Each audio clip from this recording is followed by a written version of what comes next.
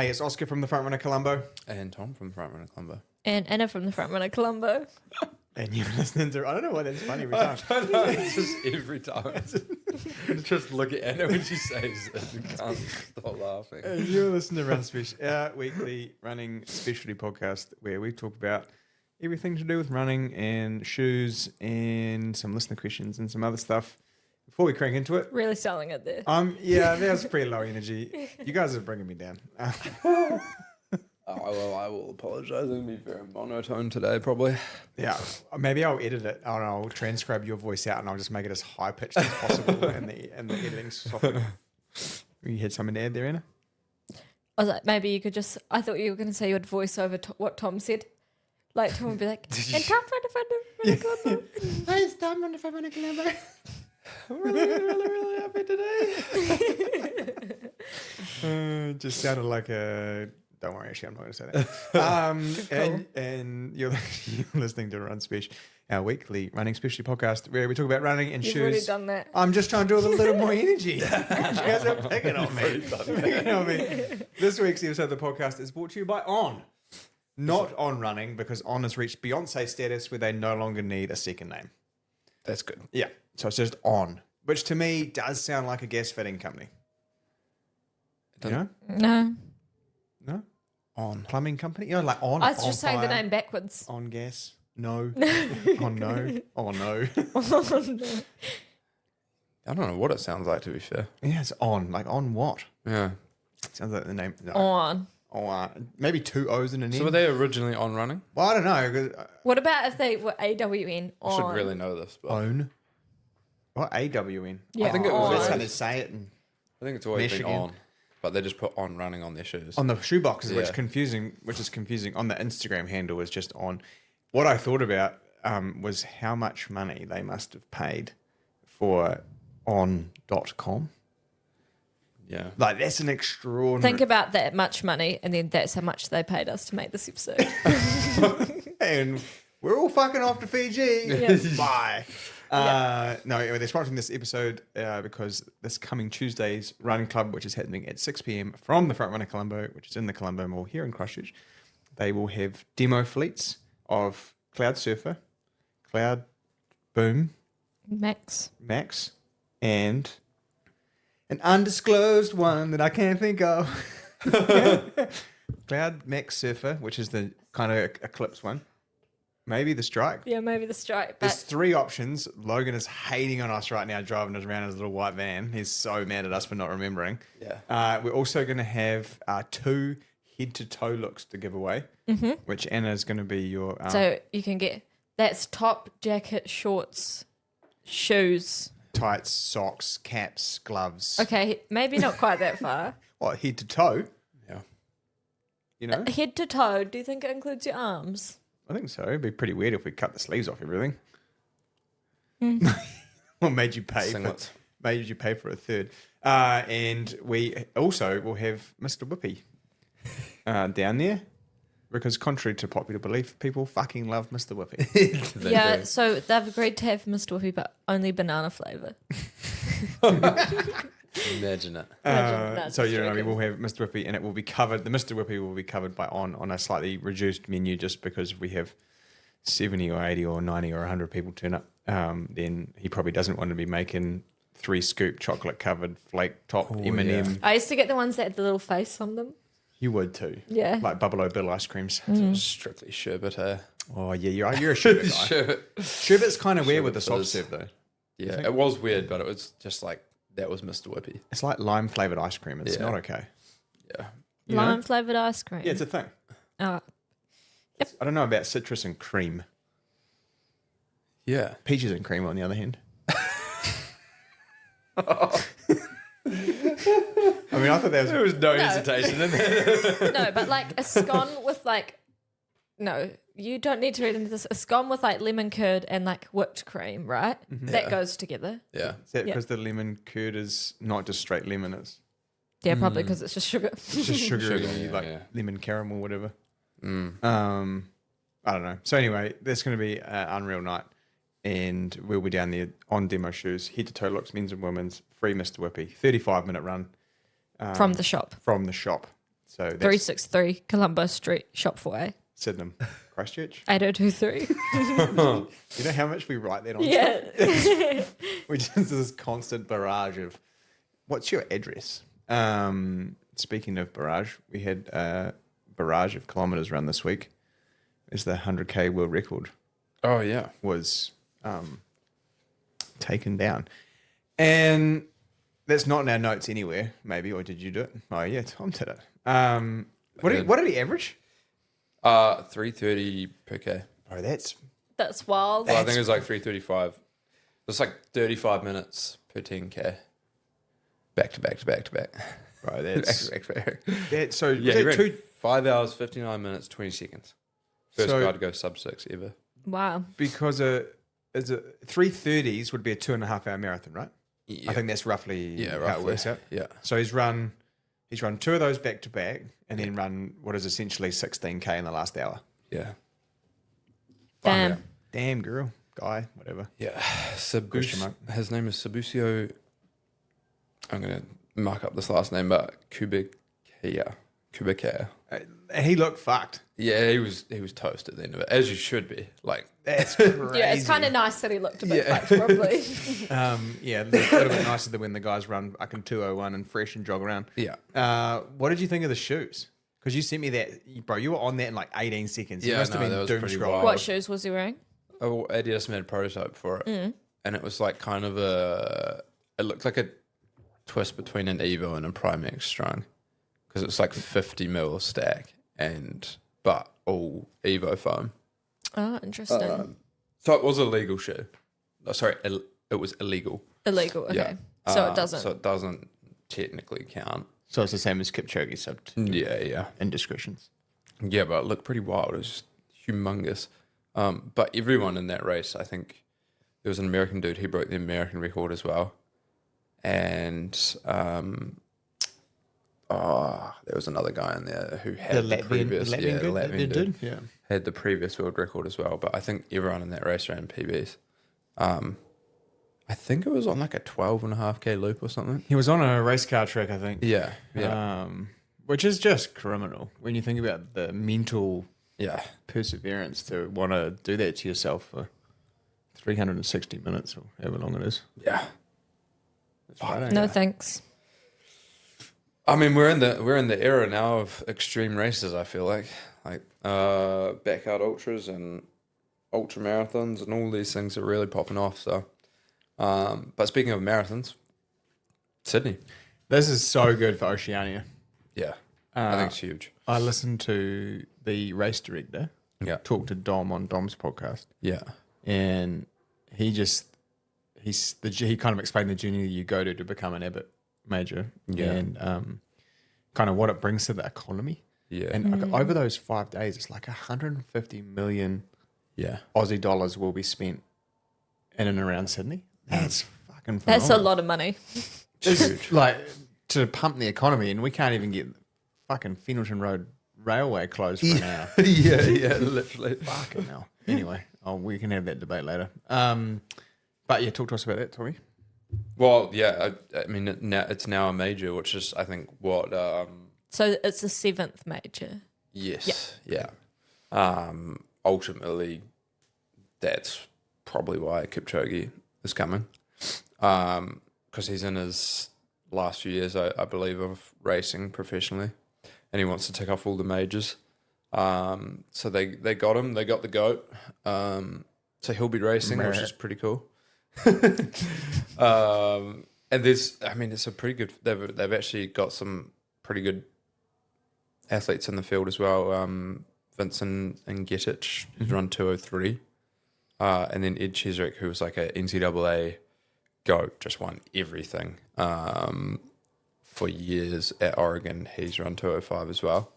And then even the women's race, there's a Bridget Kosgei, Kenyan athlete, who's run 214. And another Ethiopian lady has run 217. So, And is Hassan racing, or is she just there for no, promo? I don't know. She wasn't on the start list. So. Okay, so she might just be there for promo. Yeah. But it's pretty cool to see that there's a major on this side of the world now, and some big names are actually showing up for it. I think it's, like you're saying, it's huge for Oceania. It's massive. I think, when I was listening anyway, he was saying like New Zealand traditionally has been the second largest contributor to the marathon, like, in terms of numbers and stuff. Yeah. Obviously, that changes a wee bit when you become a major, but they're shooting for 55,000 people by 2028. That's crazy. Like, that is a shitload of people. Yeah. To have. And he was just talking through like how on board, the New South Wales or whoever it is, the state and the local councils and everyone is to try and get the best possible course, like closing the Sydney Harbour Bridge, being able to finish by the Opera House and stuff like that. Like, it's pretty phenomenal. And to have that many people running it has to be good for the sport. I liked what Kipchoge had to say. He was like, he almost apologised for not contributing to running in Oceania. Yeah. Like, he was a bit like, I want to inspire the whole world. Yeah. Which is actually what got him over the line to come, was like, he hadn't been down for a while or ever. Well, his last, like, I think his last race in Oceania was at the 2000 Olympics. Yeah. Sydney 2000 Olympics, around 5K there. That's crazy. Yeah. He is a goat, eh? yeah, what a career, right? So 25 years ago. Yeah. and it didn't exist. Nope. Tom I was just, 2. yeah, Tom was 2. I was 9. Yeah. And then that's crazy, man. Yeah, still out there. Still out there going. I saw like a video of that they took off all the stairs of the Opera House, like all of the external stuff, and like cleaned everything and re-put them all down, like closed it for like a week or something. They're going ham. Yeah. But if you haven't listened to Dom talk to the race director and you're into running podcast, it was a really good. He's a passionate man. He ran 2:16 for a marathon. Damn. Thanks to Steve Yeah. Langdon or something. Yeah, he ran 2:16 for a marathon. He's a good athlete.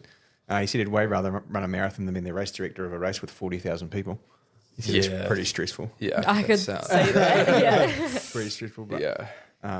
it's cool. I'm stoked that they have something down this end of the world, and maybe eventually we might Is Christchurch going to be the next major? Maybe. Don't think so. No, Cape Town. Yeah. I think Cape Town was in the running, because you have to really. What I liked is, from the outside, you probably think it's just based on numbers and then destination. Yeah, I was wondering. But a lot of it, and he couldn't disclose everything because some of it's confidential. You sign the NDA and stuff. But he said a lot of it is actually to do with how many people you can get out on the streets, not competing, supporting. So it's like atmosphere and buy-in. Yeah. Right. And that's why they approached Kipchoge and Hassan, because it was like, how do we get if I was like families out? Yeah, if I was watch? there, I'd go watch. Oh fuck! Yeah, If any level of because there's very few runners with global status. You know, like we know lots of names because we're in it every day and we kind of live and breathe it. Yeah. But then I think everyone knows who Kipchoge is. Yeah. Like, yeah. Even if you're not running, I think you'd be pretty aware of who he is. Yeah, if someone says, who's the greatest marathon runner? He is like him, and I think because maybe Gabriel Selassie was before social media and stuff, and then Mo Farah never really kicked on. Yeah. And so you think like it's pretty easy to go. Yeah. There's only one. Yeah. And especially with the sub 2 thing, I think that really. So hopefully families are out and parents are out and they're all supporting and they can make it sound like New York or Chicago. And it's the hilliest major course, isn't it? But it's neck downhill. Yeah. I was just going to say where because if they're going over the bridge, then they're definitely going through the city, and Sydney city is not flat. Like there's hills everywhere around there. And the other thing I really like is that they have a prize pool for the international. Oh. And then they're still going to back their Aussie athletes. So they've got I don't know if it's Aussie champs, but I think they've got an Australian race inside of the international race. Oh, that's a good idea. And so they have, just because you get these 203, 205 guys, which is great for the Aussie guys who are on the cusp, like you think of the guys who are racing, but it's also gives them an incentive not to go, oh, well, like I'm not even in the race, why would I bother? But so they have this Aussie prize pool for the men and women, which I think is really athletes. Super important, because I think you could forget about who helped you get the race on the map. And if that's the Robinsons and the Buchanans and the McSweens or whoever, it's like you can't just decide. I was just thinking about the timing of this, actually. It's crazy they've got the athletes they have with world champs being so close.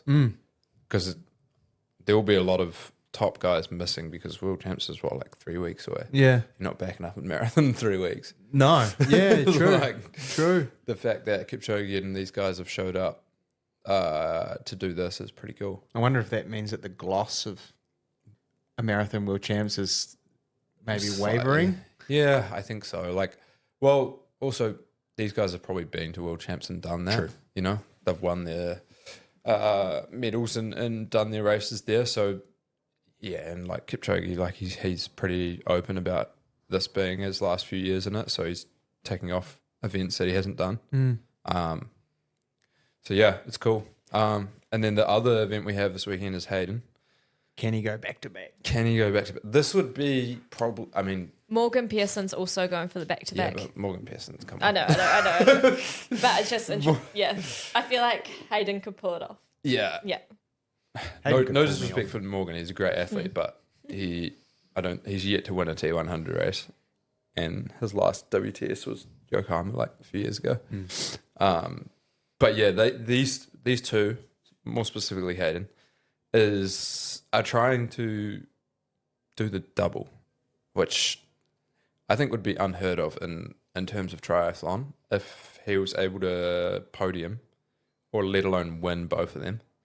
So he's doing the T100. This is in the French Riviera on the Saturday. At like 10 a.m. kind of thing. Yeah.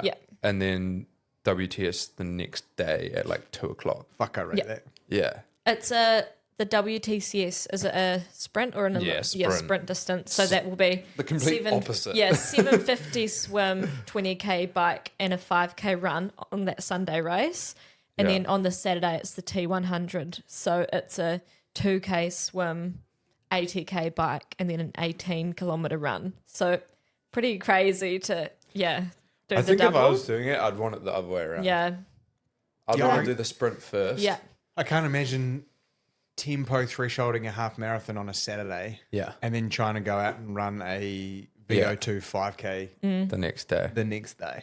It's more, it's like the good thing, I think. I was actually talking to him yesterday and he's quite looking forward to the bike because it's a hilly course. Oh, yeah, okay. So it's not all in out, like all out power on the flat. So he's got a few plans there, which will be really cool to watch. Yeah, true, because you kind of push on the uphill and then can coast the downhills a bit more. Yeah. And ultimately, I mean, we saw what he did in London. Everyone doubted him. He got to the front, and as soon as he hit the front on the run, kind of like ran hard for a 2K and then shut the race down. So if he can do that again, then he might actually pull up all right. He did say after London he felt pretty all good the next day. So, and that was just like he had a bunch of media and stuff to do the next day, and he felt fine. But yeah, he's been training up in altitude since London, so he's really, really fit right now. I'm super excited. I really wish you could bet on this stuff because, oh God, I tried to last time. You back him. Well, I was telling you, we were yarning about it. I was like, I said to him before the race, so how are we feeling? He's like, bet the house. That's what he said. Yeah, bet the house. Bet the house. We should start a triathlon betting platform. Yes. I couldn't find it anywhere. And he would have been paying like not great because it was his first race after the crash. No one would have been backing him to win. You could have Is that put, insider trading though? If you know him and you talk to him about how fit he is, is that what Malik Beasley's in trouble for at the NBA? There's some NBA guys that just got shut down. I think it Really? would be insider trading if you flunked the game or something. Yeah. But like he's Different, racing, you know. You couldn't bet on him to lose. No, That wouldn't work. no. Yeah. You could if you bet on him to like get third and he's in first place and then he just runs into third. Yeah. that would That's be a bit like, okay. that would be a bit sus. Yep. But yeah, to win or to place, then yeah. So I don't know. I'm fizzing to watch that. It's going to be a super exciting race. So if you're one of the competitors in the T100, are you trying to in the TS, are you trying to tell one of the T100 guys to fucking try and cook him in the first 8K of the 20K on the run? Because that's where most of the damage is done, right? Yeah. Like the swim's a swim. That's the thing though. Like, I think You want a kamikaze. you do, but I don't know. I honestly don't know that anyone's good enough to hurt him enough on the bike to get away from him on the run. Like if he has a good swim, like he did in London, the bike course is really hilly. And Hayden lives in Andorra, which is literally in the mountains. A hill. So every ride he's going on, he's biking up and down hills. And he's technically like super good when it comes to that stuff. So I think everyone's going to be in for a rude awakening on those hills, because it sounds like the man's ready to go. So they'll be really cool. But then also in the WTS, you have Yi, Hauser, and Hidalgo. So this is Yi's first proper triathlon since Paris. Because he did his marathon, then he did his 5K, and he's done a few, what are they called, super leagues. Yep. And then Hauser is the series leader right now.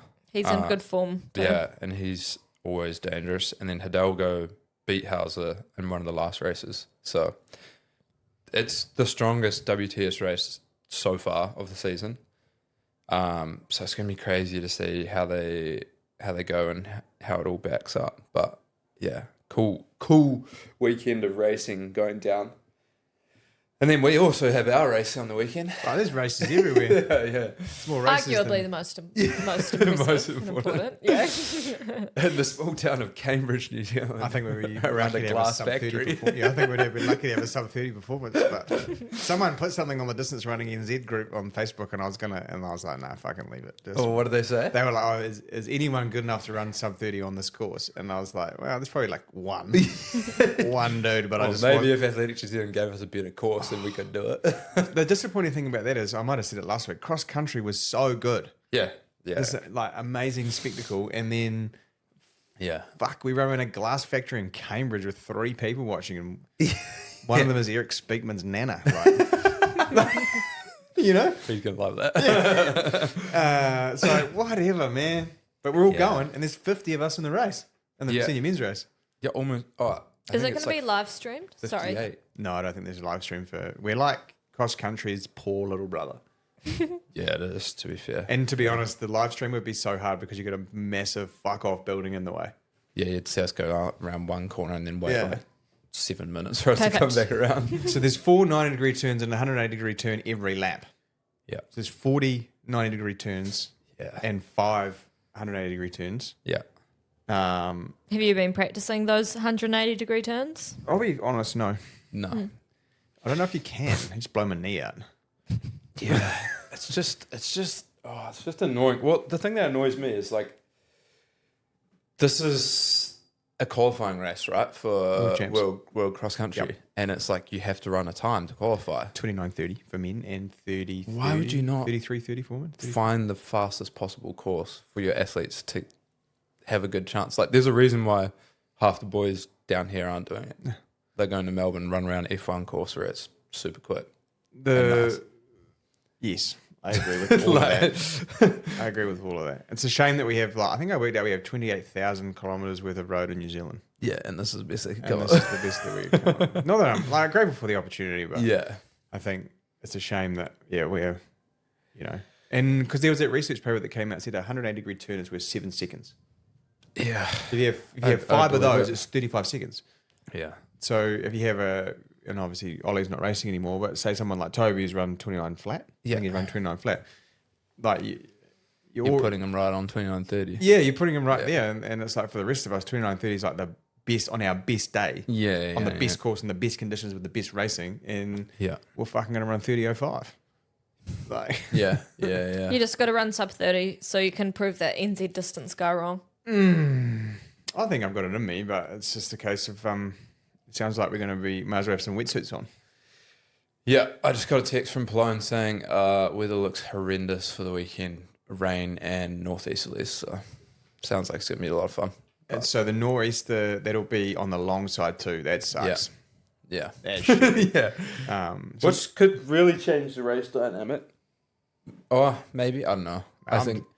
Here's my plan. Yeah. Sit the fuck behind Toby until I can't anymore. Yeah. Well, I mean, shit, if it's Don't windy... give away all your secrets. I mean, If it's windy as well, then that's... Oh, it's pretty obvious. Yeah. Toby is extremely strong, and we all know basically what he's going to do when he's on the start line, which makes it I think mentally a lot easier because you're like, well, he's going to go out at 29:30 pace and probably run 29:30. So it's pretty good. I mean, it's impressive what he can do. Like It's backing fucking up amazing. week after week and these crazy long workouts and stuff. He's just super strong. So I think he'd be front runner. Front Runner Colombo. Yeah.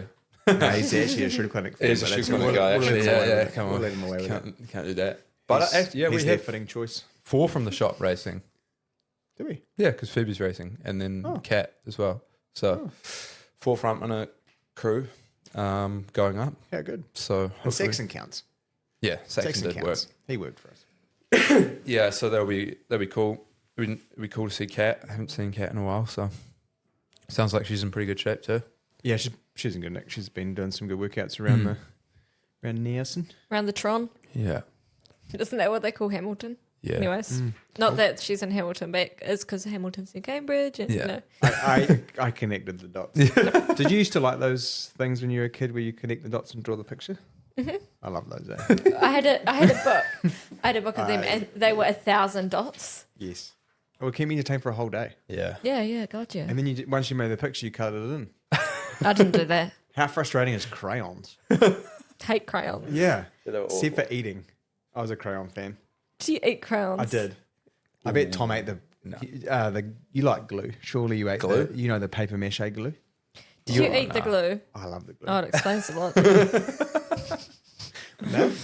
There has to No, when you're at this- primary school and you just little No. just had a little None of us are on this, except for you.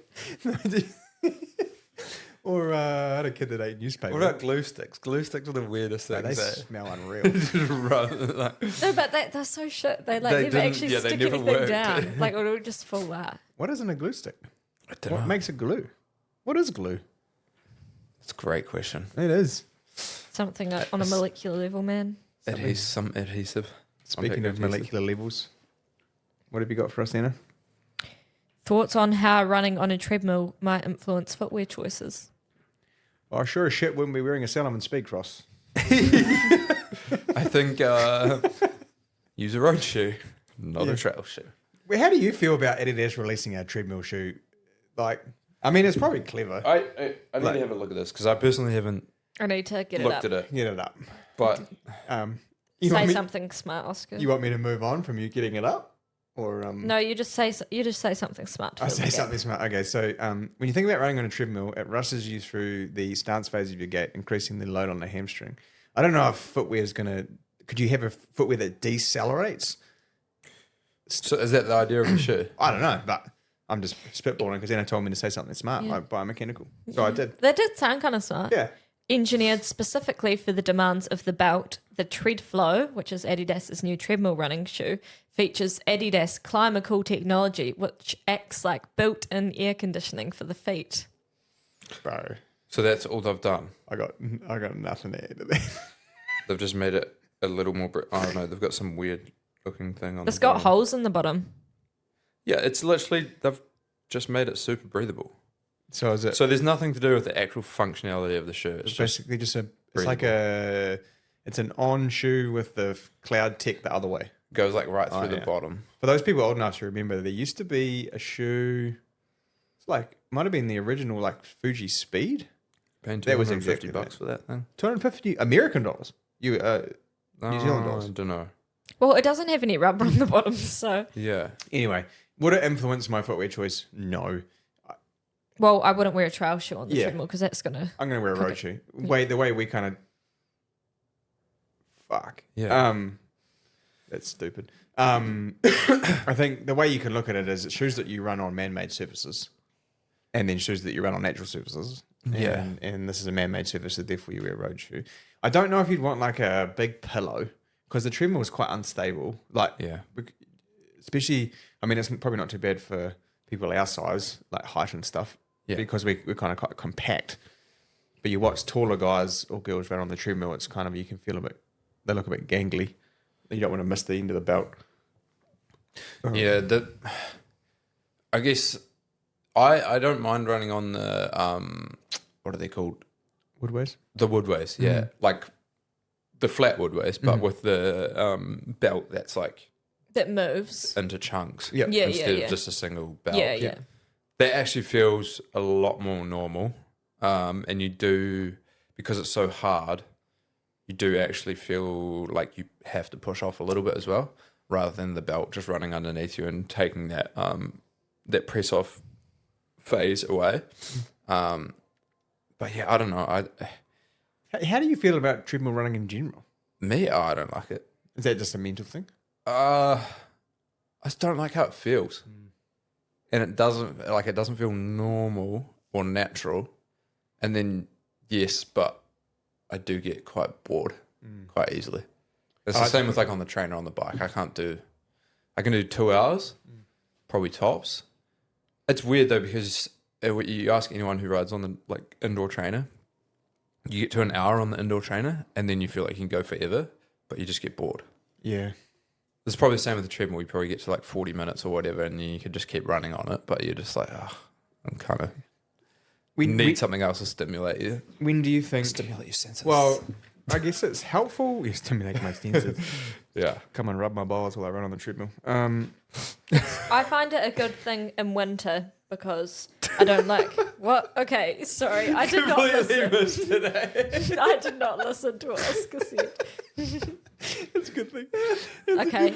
I'm not going to repeat it. Okay. Anyways, back to treadmills as I was talking about. I find treadmills a good tool to use in winter because I don't like running in the dark. I was gonna And say around work, it's sometimes like when it's the really short days of the year, sometimes it's really tricky to get in a run otherwise. I think safety-wise, especially for our lady listeners. Yeah. Like, yeah. And because I feel... Has the lighting around the city got worse? Like, has the council turned the brightness of the lights down to save some money? Or am I just is my eyesight getting worse and worse? I was just going blind. It was pretty dark this. It felt like it was, Yeah. I don't know. Just even around Hagley, it just seems like it's a little bit darker than it has been. Hagley honestly doesn't have great lighting. No. They should have should invest in some better like path, just even like just like lights. that bottom loop of South Hagley, just so horrible. there's something like bright that you can You'll be running, especially on that corner near Carlton Corner. Yeah. You can't And see it's like anything. pitch black. You just run into someone unless they have a head torch on. Yeah, it needs to be better. I think so. But the other thing I like treadmill running for is if you're trying to get really pace specific, Yeah. because you can lock the treadmill into the pace and then like you kind of stuck with it. I would have to admit that this winter I used the treadmill more than I've ever used because we had some atrocious mornings. It was just freezing, wet. Yeah. Just cold and actually dangerous. Yeah. And like the shoes that I have enjoyed wearing on the road this year have not been that good in the wet conditions. Like I do feel like a lot of the brands have gone with rubber outsoles that increase performance. Yeah. Like sort of what would you call it? Flow. Yeah, You know, foot feel as foot well. feel and doesn't slap. But the downside to those sort of softer, you know, kind of not so thick outsoles is as they suck. Not super grippy, yeah. In the Christchurch winter. The amount of times I nearly asked up on the leaves around Hagley. Yeah, on the literally. road, it was pretty bad. Like you kind of had to, well, I find anyways, I'll like slow down heading into some of those corners where it gets a bit slippy. I mean, I like to play games with that. If you look on my Instagram when the Parkrun 5K are in, on Saturday I was trying to see if I could go around a 90-degree corner at 2:55 pace. Yeah. You can, but my hamstring and post-tib suffered for 4 days. Yeah. What about, because sometimes people get told to run on the treadmill when they're recovering from an injury. Is there anything to actually like what's the kind of thinking behind that? I guess control pace, control effort, softer surface. I don't know. I'm not a fan of that actually. I don't because it's not a natural surface. It bounces and pulls you along. So It makes you run differently. it does. I mean, I guess if you're trying to stop some. I think they did. Have they done studies on it? And is there any difference in impact on like running outside on the grass? Well, grass is different, but I would say pavement to the treadmill. Are you looking that up, Anna? No, I think there is difference in the mechanics, particularly in that swing phase. Oh, 100% Yeah. mechanics. Yeah, I'm just wondering if it's like overall impact is that much different. I think the only thing around that would be like controlled environment, controlled pace, controlled like temperature of the room, blah blah blah blah blah. You can kind of dial in 2 minutes, 3 minutes. You're not stopping at lights and getting cold, like maybe that sort of stuff. But Yeah. I don't know if we need specific treadmill running shoes. Like that seems a little bit OTT. Yeah, I agree. But you know, and then we had a question about watches. Which is a good question. We haven't talked about watches before, I don't think. No. So we sell. We all use different watches, don't we? Yeah, I think so. Yeah.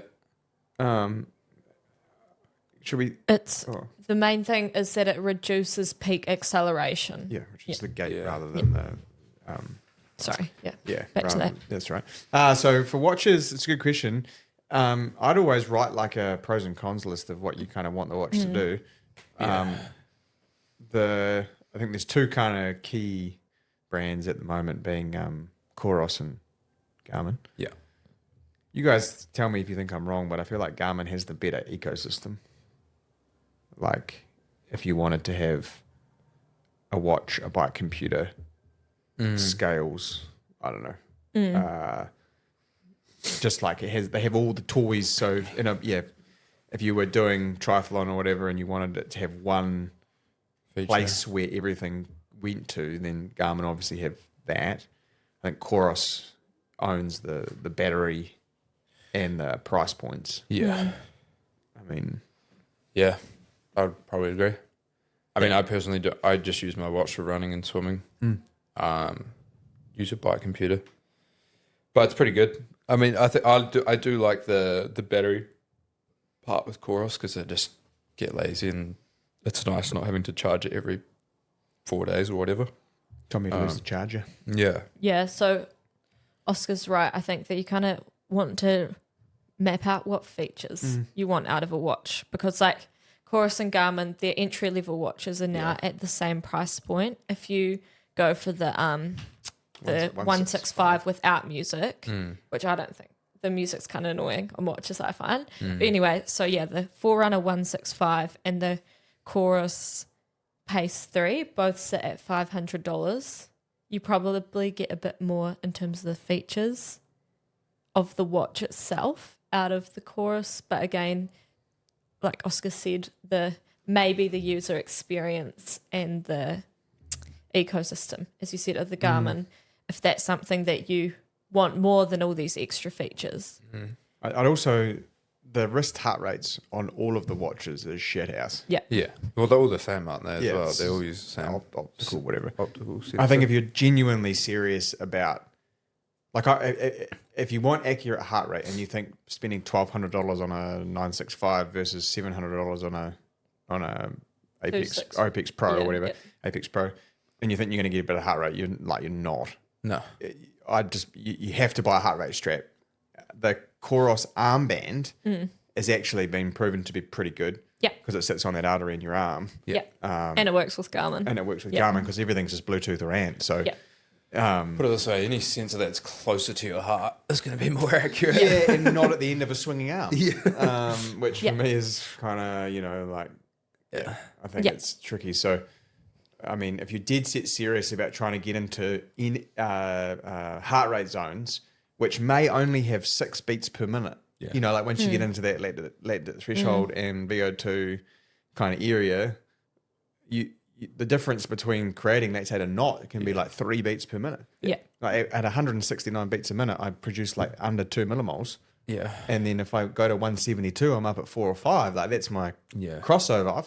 I want to know. Yeah. Especially if I'm running a marathon. Yeah. Because if I'm borrowing, Don't want to go into it. I don't want to go in and go, maybe for 40 minutes you can handle it. Yeah. But if you're there in the first fucking 30 minutes, you're in for a long day. ride. I have to admit, I've had all of them. Yeah. So I've had a Coros, couple of Coros, I've had a couple of Garmin. I probably am a Garmin snob. I like the screens. They do have a nice screen. I like the AMOLED screen of my 965. Because of the pericarditis that I had twice, the HRV stuff was pretty good before the Oura Ring turned up. So I think if you wanted one device to give you those sleep metrics, I do think Garmin, the 9 series, so we're 970 now? 965, 970. They probably do a slightly better job of those. Like the wellness tracking. Yeah, heart rate variability, resting heart rate, body temp, breath rate, sleep tracking. stress. Yeah. Or the lower models do stress too, but in a different way. So I think if you were aiming for those things, but again, and if you want to go fishing and see where the fish are and have it talk to your boat computer, and they're wild. Those boat computers, That's crazy. Also, $45,000. yeah, that's crazy. Yeah. But also, I was thinking about the Garmin golf watches. Like, it can literally, you can see, it can tell you like how far away from the hole and stuff you are. That's crazy. I saw today that they released an equine watch, an equine wellness watch for your horse. Wow. What the hell? Fuck. I'd actually, do you know what though? I'd actually love to get an exercise tracker for my dog. Just to see what happened. Yeah. Oh, jeez. Why don't you What's the just- world come to? Why don't you just put your watch on his collar for the day? One time me and Henry wanted to see what his max sprinting speed was. So we put my watch on his collar and then Throw a ball or something? threw a ball. Well, Henry ran off and we got Gus to chase him across. It was 50 k's an hour or something. That's probably about right. Yeah, Yeah. when they Yeah. get shifting, they get shifting. Yeah. So anyway, I guess that hopefully that answers some of the questions. Price point and stuff.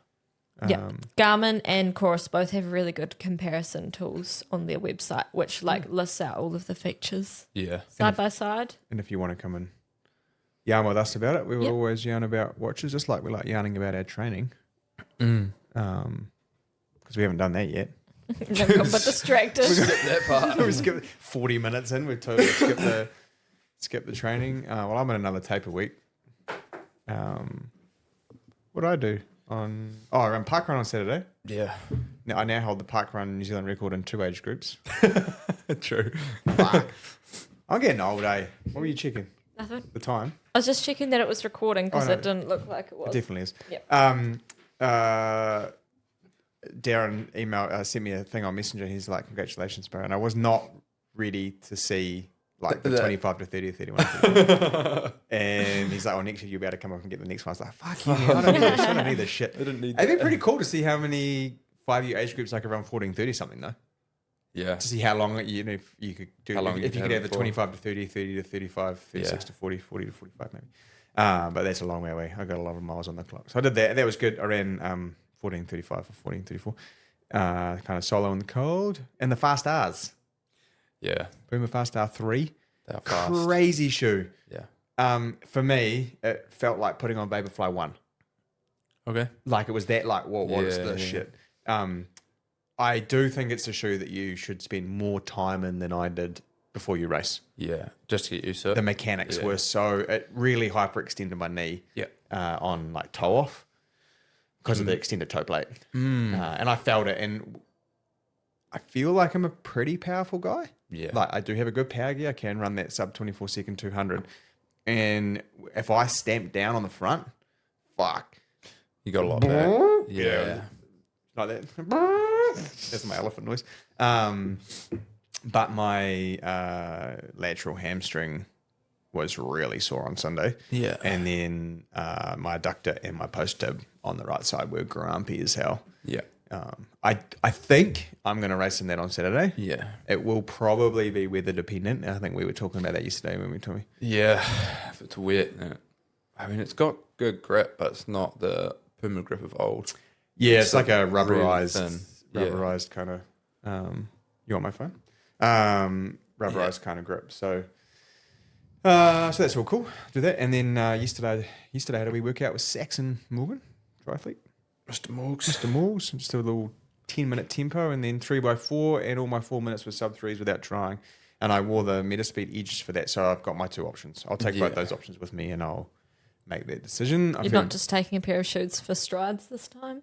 No, thank you, Anna. I'm not. Do you know I didn't even do stride? What Anna is referring to is when last time I went to Nelson, I packed the Rocket X3s in my backpack And just didn't even use them. because I thought I'd do some stride outs of them.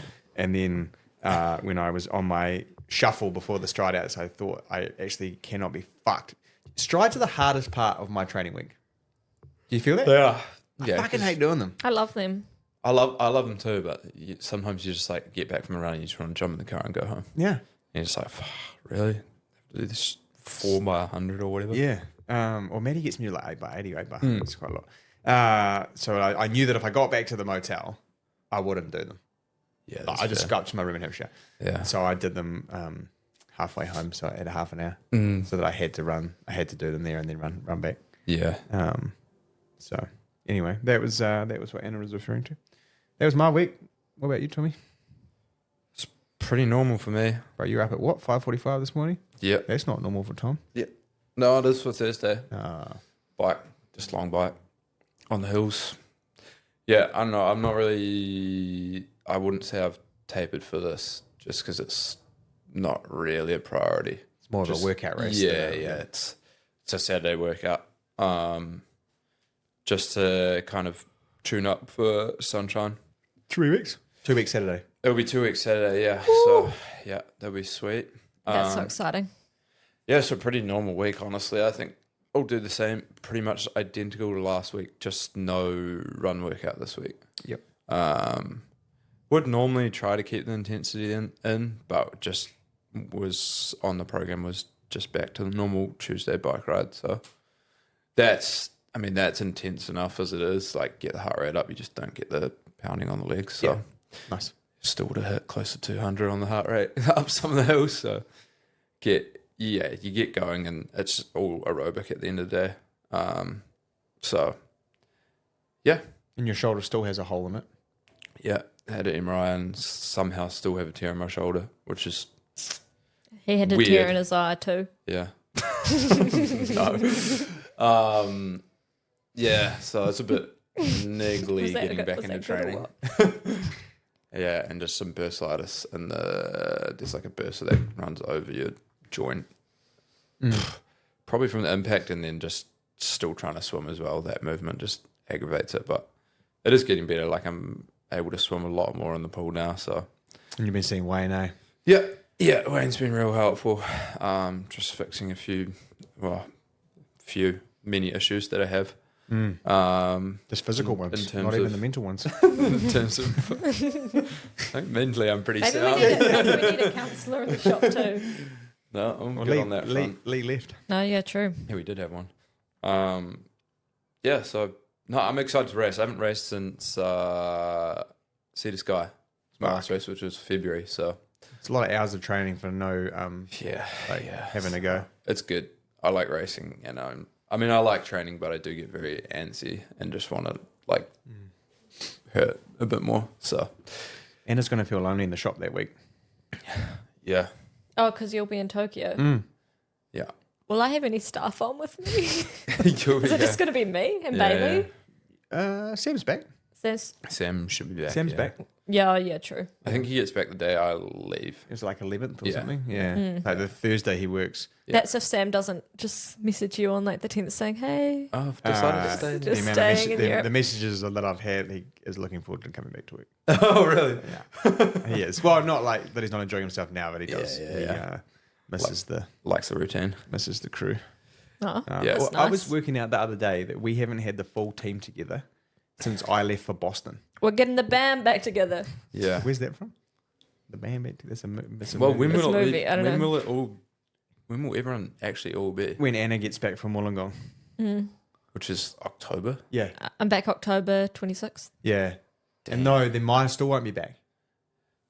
I think she's Jesus. back middle of November. So we will have done. By Boxing Day, baby. Boxing Day. Because I was thinking, I don't remember who I was talking to. I was talking to someone about my stress levels, and then thinking like, fuck, we've actually done a lot on 75-80% of like because you, well, anyone listening who runs their own business or manages something, you put together a team of people that kind of complement each other, and then and have different skill sets and kind of availability for work, and then energy and bits and pieces. And it's like when you're missing a couple of key cogs, it's like to kind of play chess without bishops and knights. Yeah. The math. I'm looking forward to having everyone back. Yeah. I think it'll be good. It'll be interesting to see. Yeah, and then obviously with the Nelson takeover too, we were. Yeah. Yeah, true. That's actually crazy. It's been hectic. Yeah. I found us another listener question. Oh, did you? Yeah, that's why I wanted your phone. Oh. We meant to answer this one a couple of weeks ago, but we ran out of time. But I thought it would be interesting. So, thoughts on compression wear for recovery? Oh, recovery from what? Probably not from like an addiction. Oh. I mean, I do have the Serenity prayer tattooed on my forearm. Do you? What is it? Grant me the serenity to accept the things I cannot change, courage to change the things I can, and wisdom to know the difference. That's beautiful. Yeah, literally the AA. No, it's a psalm, but it is the AA. It's the AA. Yeah. Oh wow, that's good for you. Because I'm an addict to myself and the things that I do. What was the question? Compression. Compression for recovery. I believe in compression for recovery. I almost probably don't believe in compression for during exercise. Maybe I could live with the short tights for muscle displacement. Yeah. I think for recovery, it definitely I toss and turn between it because ultimately the information is there to help you improve. Agreed. That's why I don't believe in ice baths. Hot take. Yeah. Ooh. It's fuck you, fads. So basically, when you do a hard workout, you're micro tearing your muscles, and then the information is there to help repair it. So if you're trying to get rid of the inflammation, then you're just going to have micro tears, and you're still going to be the inflammation is what makes your legs sore, but it's also what helps them get stronger. Blood flow and stuff. Yeah. So that's some information on inflammation. Yeah, I think in terms of it's an interesting one. Aye, Captain. Captain. That's so true. Yeah, I think we're all scared of being in pain. Largely, we're all scared of discomfort, and so we try and find everything we can to curb the discomfort. I was having a conversation with someone the other day about the new age shoes. Using carbon all the time because you can do more and you don't feel the soreness. And it's well, I agree with half of that. The first thing I'd ask is more actually good? Yeah. Whatever more means. And then should we be in pain, discomfort, because that's what creates the strength and the fitness. What doesn't kill you makes you stronger. Makes you stronger. I think it depends on what you're trying to achieve with it. Yeah, I think where you are in your training. If you're in race season and you're trying to back multiple races up, and you're no longer about increasing fitness, you are about getting ready to go again 5 days later. Yeah. Or say if we're at nationals and we run the 5K on the Friday night, and the 1500 on the Sunday, or that type of thing, and you're trying to back recovery definitely helps in that sense. Yeah. And then 100% you should be doing stuff to try and get yourself ready to go again. But if it's simply managing, trying to do more training, should you do more training? Don't know. It's a good question. Using other tools like load management and then getting better sleep and nutrition right. Yeah. Also, but I mean, I do quite like the compression stuff in the winter when it's cold because I think it keeps vulnerable attachments warm. Yeah, I agree. Yeah, you heard me. I used the word vulnerable attachment. Yep. That's how I feel about my childhood. What about compression, people calf compression sleeves during? That's a fad. Interesting. During what? During during running, because a lot of ultra marathoners. If it makes you feel what do you call that? Subconscious. What is it? Makes you feel like it's good. Placebo. That's it. Yeah. I think there's more of that than I don't know. The science behind it is to try to essentially your muscles fatigue through vibration, and if you can limit the vibration, then technically you can go a little bit longer for harder. But I don't know. In the triathlon scene, they if you see them, a lot of the long distance people are using calf sleeve and stuff. They're doing that primarily for aerodynamics, not for fatigue resistance. A lot of those things aren't compression. They're socks with little ribs on them to be more aero. So don't get those two saying confused. Ribbed things slide easier? Yes, that's what I'm saying, Oska. We didn't talk about Anna's training. Funny that. Definitely try to curve the day. I'll just look up a customer question. I'm going to get some shitty comment in the YouTube you're asking her training, man. No one gives. I'm definitely curving that out of context and just putting it as no one gives a fuck. My training was good. Went for some runs. Went for some runs. Had some fun. Went to work. Had less fun. Mm. No. Little birdie says I'm doing park run on Saturday, but I don't know. Little birdie named Andrew Jonathan Good, Yeah, who's your coach. but I'm also one of the. Me and Theo are the only ones here at 9, so I don't know how that's going to work, but that's okay. Yeah, true. Run faster. Yeah, The but faster you run, the more time you have between. I'm aiming to beat 1 hour. Oh, I should laugh. We're only laughing because we know Anna's better than that. Should we talk about some shoes? Yeah. Because what's the time? Oh my goodness. Hey, we're gassed. We're gassed this week. If anyone's still listening. 12:52. If anyone's still listening by now, you get the treat of talking about some shoes. What do we have here, Oska? We have the Brooks Hyperion Elite 5. Thanks for asking, Tom. And what's the Brooks Hyperion Elite 5, Oscar? It's made for road racing. Thanks for asking, Anna. Thanks for telling me, Oscar. They were so silly. So this is Brooks' update to the Hyperion 4 PB. Yes. So Brooks folded after their normal Hyperion 4 when they refused to put a PIBA or a better material into their race day shoe because they thought EVA was good enough. It wasn't. It sucked. And so they... Yep. And it's quite nice. I'd say it is actually... The crazy thing about this is it doesn't look like it's 40 mil, No. the stack, because it looks a little lower profile. Yeah. The pictures on Brooks' website, sorry, Jamie, they look a bit goofy. Don't you think? They look a little squash. Yeah, that's what I was They thinking. look like someone's foot's in it that's been photoshopped out. Yeah. So 40 mil in the back, 34 in the forefoot? Is it 8 mil pitch? It's 8 mil pitch. Yeah, 32, 40, 32. The plate placement in this one's really interesting. It's really scooped at the, like it kind of has this big, and it's not a solid plate. It's their speed vault.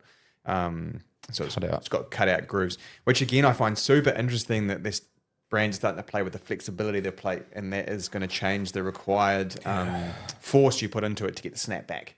And they're trying to play with that. They've got these little pods on the medial lateral side, which kind of compresses you run through the midfoot. That's tacked on springs. Now they're jagged or like teeth. What would you call it, Tom? Teeth? Like teethed. So they fit inside, almost like the front row of rugby scrum. I don't know how much of that actually plays into anything or if that's just another fun piece to look at. They tell you there's more energy to return, but whatever that word means, man. I don't know about that, brother. This a review on the Brooks website says, it feels like I'm walking on a water jumper. What the fuck is a water jumper? I know. It sounds like the name what an early person would have called a frog. Water jumper. The upper eye is amazing. Yeah. So the feel on foot of this is crazy. Yeah. It's quite low volume. It looks breezy. Breezy. It is cheap. It is. Super breathable. And it's got nice padding around the heel and into the sort of up around the back of the Achilles. It does hug on quite well. If you're one of those people like Tom and I who have a little bit funny perineals, it is quite cushioned back there. It's also 196 grams. For a men's size US 9, Yep. it is. Grip-wise, it's okay on the road surfaces. Have done a couple of workouts. Andy took it for a couple of workouts, didn't mind it. I did have someone in it for high rocks yesterday, but it's a bit slippy on the carpet. Yeah. I liked the idea of the shoe for high rocks in terms of the like kind of lower looking profile anyway.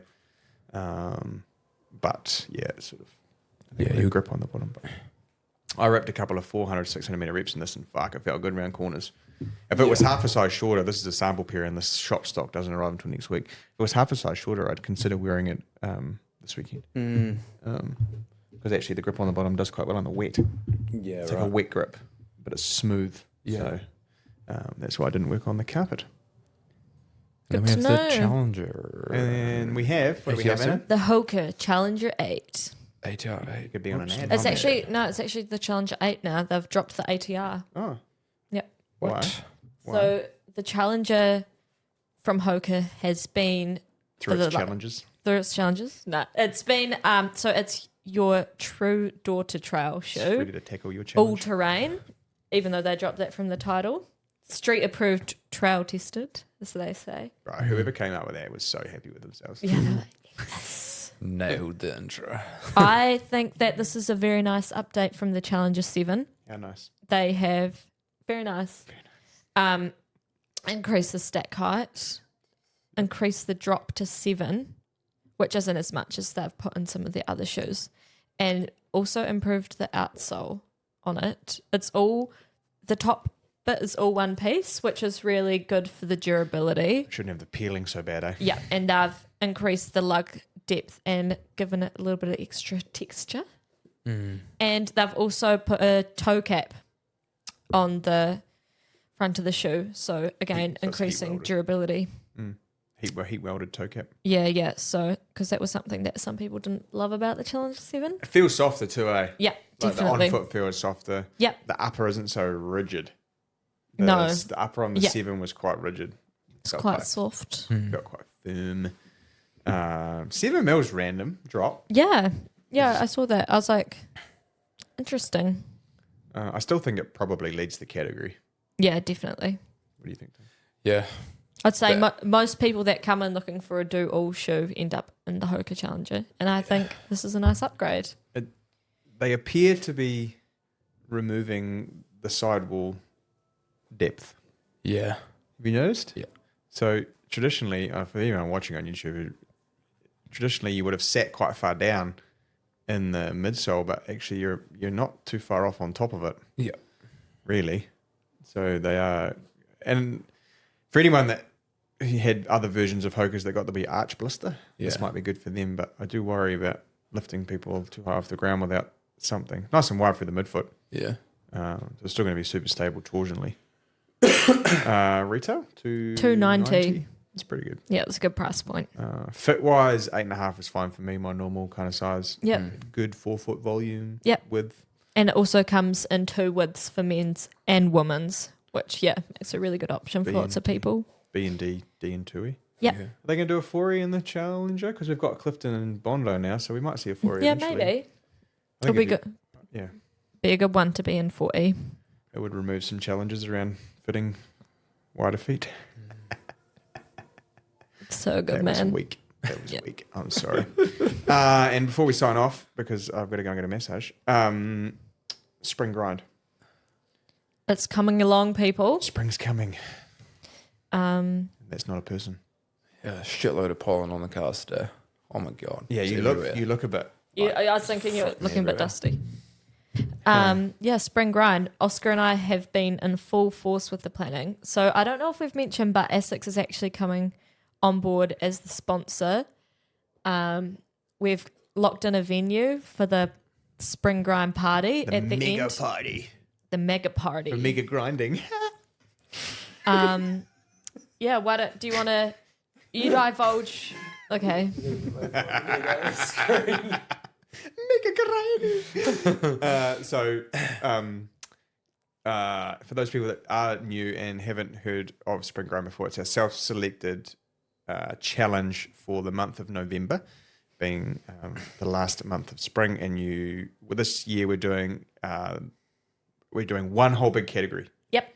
But every 50K that you run, you collect custom coins. Yep. And And- at every 100K, this is a physical Yep. one that you get at the end of the challenge. Yep. So you can earn up to 4 custom coins and a medal.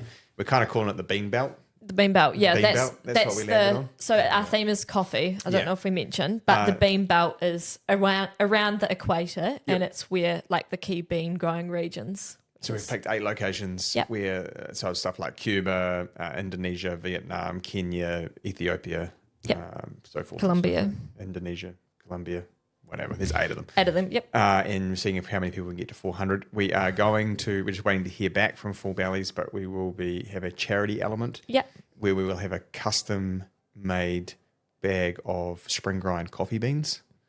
Yeah. With the red coffee co. With the red coffee co, Yep. which will have the spring grind branding on it. Yep. You can buy that coffee for the month, and then the proceeds from that coffee will go towards Full Belly. We will have signed shoes, a pair of the Metaspeed Rays from Hayden Wilde, and we will do a silent auction for those at the mega party. That money will go towards all proceeds from that charity. will go to charity. and Essex are stumping up for the swag, so we'll have t-shirts and long sleeves. T-shirts will come with the entry, and then you can add on a long sleeve if you want to, which for an extra little amount. Just trying to make it accessible for everybody. Paul and the guys from May and Toya will do the medals and the trophies again. Yeah, so lots happening, and it's going to be bigger and better than ever. Yep. And yeah. That'd be cool. So. And also don't forget to come down to the store next Tuesday at 6 p.m. for the Run Club. Get on board. With Mr. Whippy. Get on with it. Feel on time. Be on one. Okay. On that note, we should carry on with our day. And I got nothing. Goodbye. Bye. That was not a strong finish. The delay on.